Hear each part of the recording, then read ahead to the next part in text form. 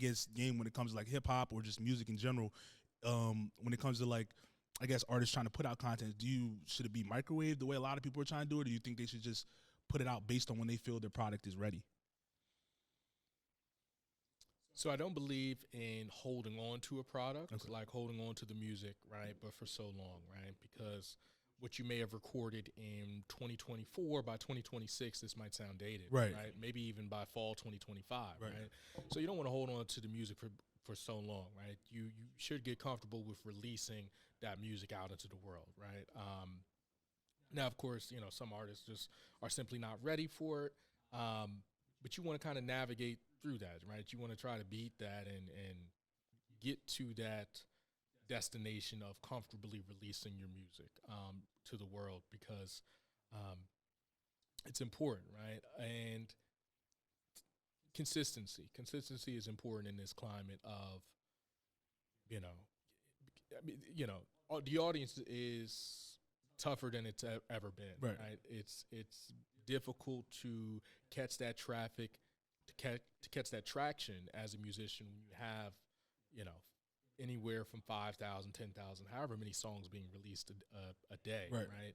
I saw one report of like 60,000 songs getting released in a day, and it's, you're trying to cut through that clutter, right? And you can only do so by being consistent. Now, you have to figure out what consistency looks like for you as, an artist, a band, and then also within whatever genre of music that you're operating in. Is it a weekly release? Is it a bi-weekly release? Is it a monthly release? Okay. And then what supporting content will be around this release? Are you doing short form? Are you doing music videos for everything? Are you, is TikTok a part of this strategy? Do you, is your audience on TikTok? Are you appealing to perhaps an older audience, and maybe you need to double down on Facebook, right? Like, these are just some of the questions that you have to ask yourself as an artist these days, because it is. I don't know.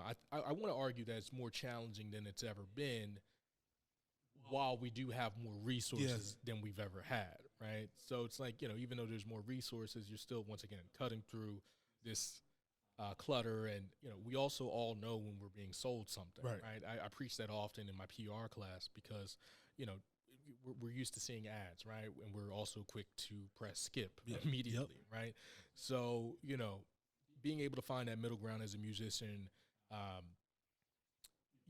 how can I promote my music consistently without my audience feeling like I'm trying to sell them something every week, every day,